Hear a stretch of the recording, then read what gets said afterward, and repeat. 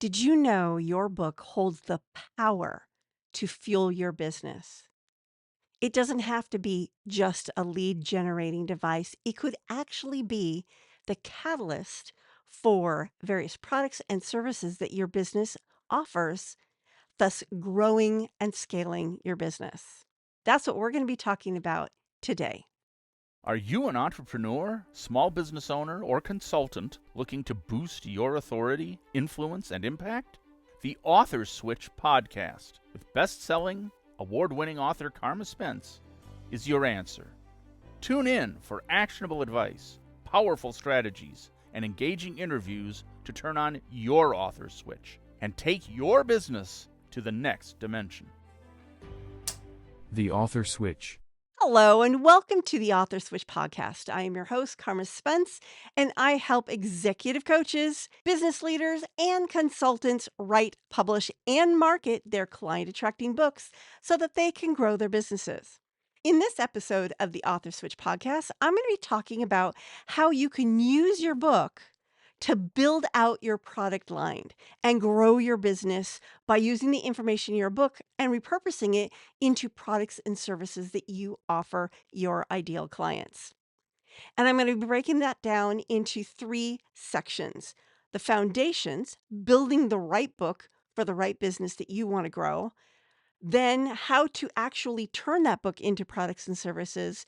And then finally, I'm going to be talking about various add-ons that you can add add on as you grow your business and leverage your book to do all sorts of things. Books are very powerful business growing tools, and I want you to get the most out of your book rather than just having it sit on a digital shelf or just attracting clients. It could be the heart and soul of your business. So, first, what are the foundations? And these are foundations you need to lay down before you even write your book, before you build your business. You need to really get clear on these two things.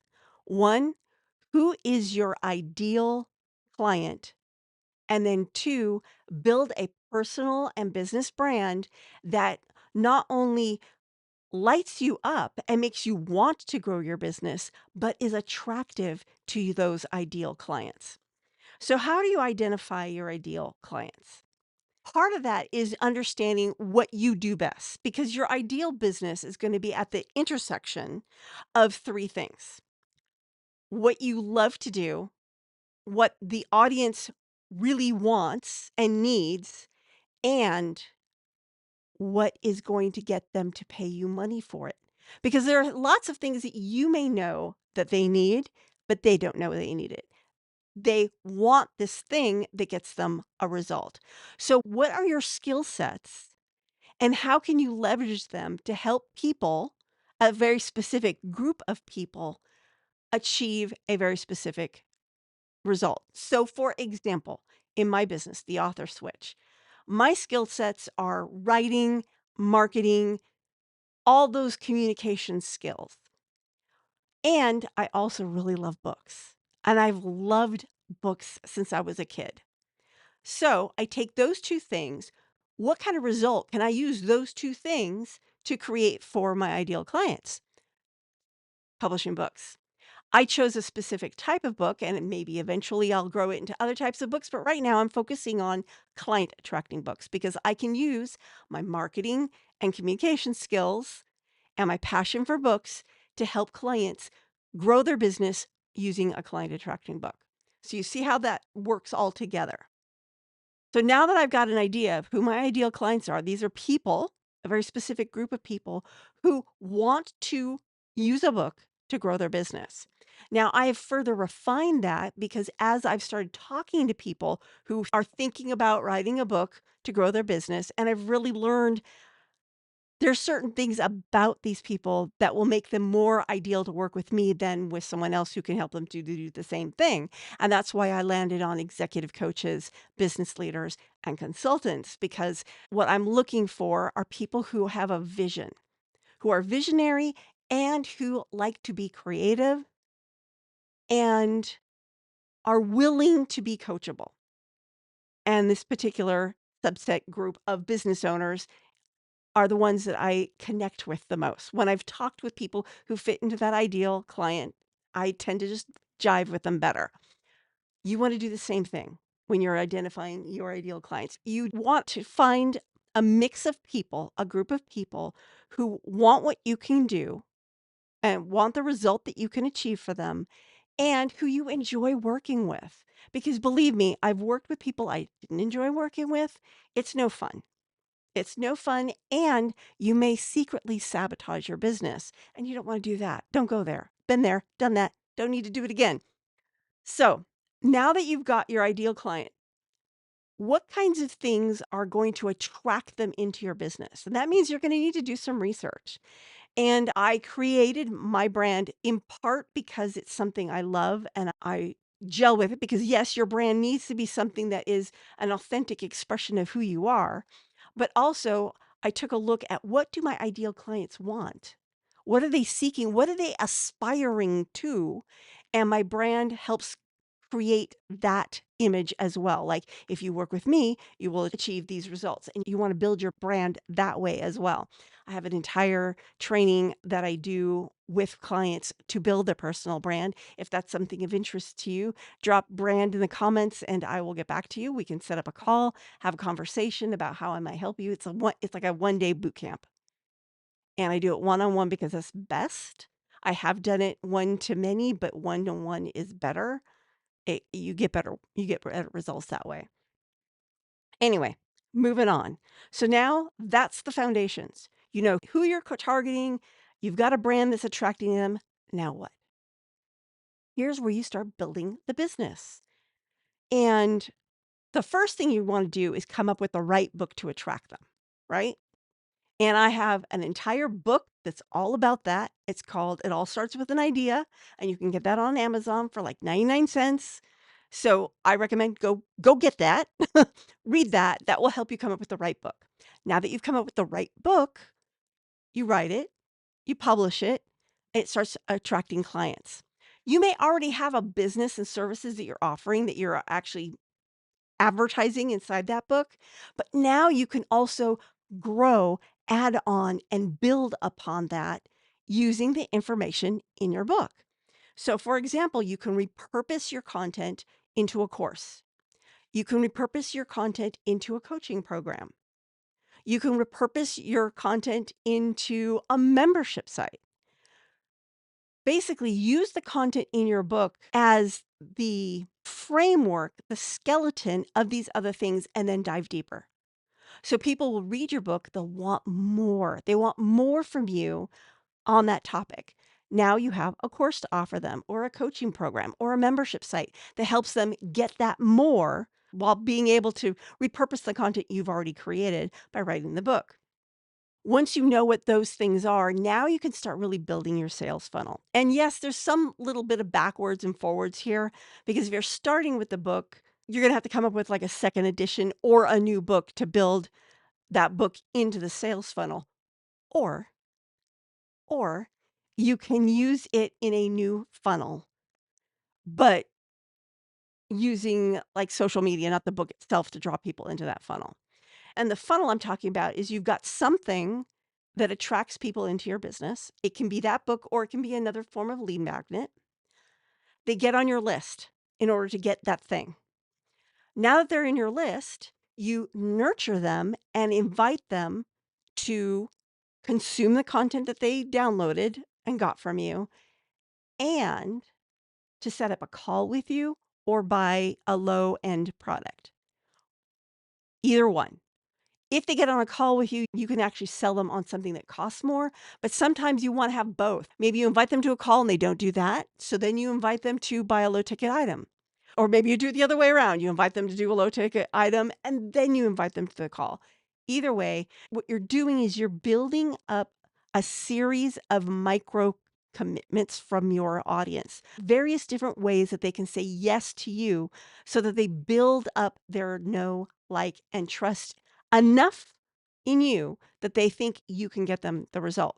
And honestly, they may not need to like you. What they do need to do is trust that you can get them the result they want.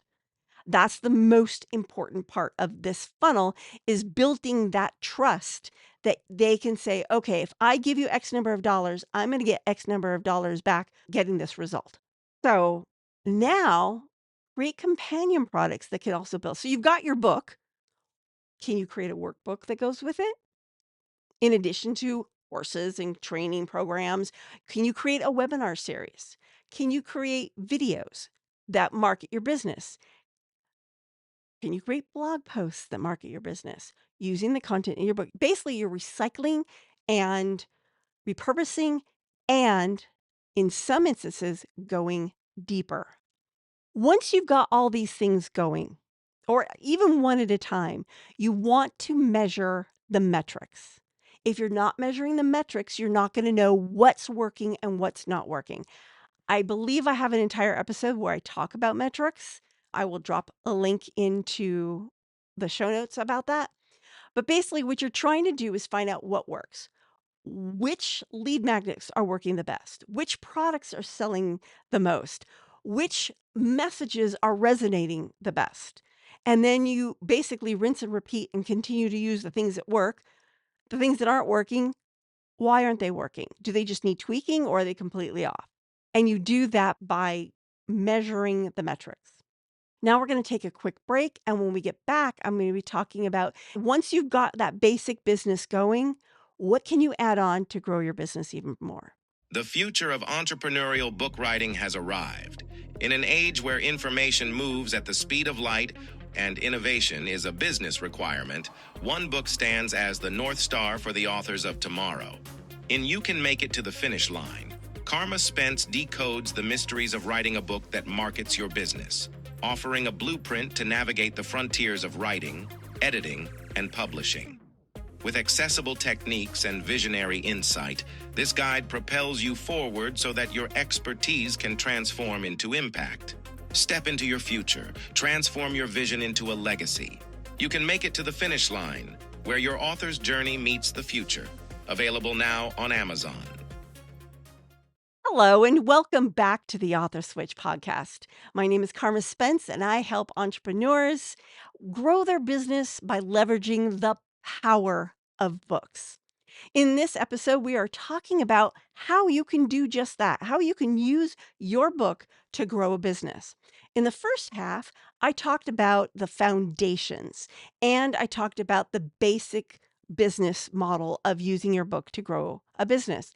Now I want to talk about the extra sizzle that you add on. Once you've got the basics down and they are working, now you can layer in these extra things to amplify what you're doing. The first one is speaking opportunities. How can you get onto other people's stages? At this point, you're probably already on your own stage. If nothing else, you've got a YouTube channel, maybe you've got a blog, maybe you've got a live stream that you do on social media. You've already got your own stage. But to really amplify your market, you need to start getting on other people's stages. That means guest podcasting, guest speaking on summits, and even speaking at events. Once you've proven that what you're doing is successful because you've grown it on your own, you can now entice people who have platforms to invite you onto their platform as well. This can totally grow your business and amplify it amazingly. Next thing is building these partnerships and collaborations because not only can you speak on other people's stages, you can do partnerships where you do swaps, like they promote you to their list, you promote them to your list. Or you can do co-branded events, things like that that bring their audience and your audience together so that you both flourish. Once you've got your business down and successful, that's when you really want to start getting media coverage. Media coverage will help you grow your business, get onto other people's stages. It just amplifies. That can include podcasts, it can include blogs, but if you can get into a local newspaper and then grow that into a regional one and then grow that into a national one, this is gold. People who can get into the national media grow their business exponentially. And that all can start from your book. And finally, building a community. When you can build a community around your book, around your brand, around your business, you will have longevity. But there are tricks to growing a community. It's not always easy. There are plenty of books. I will put in a couple of my favorite in the show notes, but basically, you're building a community of people who like what you do and want the results that you provide. And a certain percentage of the people in your community are going to buy regularly from you. Some are going to buy high ticket from you, and some will just circle around and maybe refer others to you. Every member in your community, whether they buy from you or not, is valuable because by being in your community, they contribute to your business's health. So there you go. It's really nuts and bolts, basic information on how to build your business with books. Take these ideas and run with it. Or if you want a more deep dive into how those things can help your business specifically, schedule a curious conversation with Karma at karmaspence.com/schedule, and we'll have a conversation about what it might look like to work together. This is Karma Spence saying ciao for now. Thank you for tuning in to this episode of the Author Switch podcast. If you enjoyed today's show and want to support its mission, here's how to help. First, give this video a thumbs up, subscribe to the channel, and hit the notification bell so you never miss an update. Your engagement helps my channel grow and reach more aspiring and established authors. Your ratings and reviews are invaluable. They help me reach more listeners and continue delivering top-notch content. To catch up on past episodes, including those no longer available on podcast platforms, visit authorswitch.com/episodes. There, you can choose to watch or listen to your favorite episodes at your convenience. If you'd like to show additional support, consider dropping a tip in the tip jar at buymeacoffee.com/Carma Spence. Your contributions help keep the podcast running and are greatly appreciated. Thank you for being a part of the Author Switch community. Until next time, keep writing.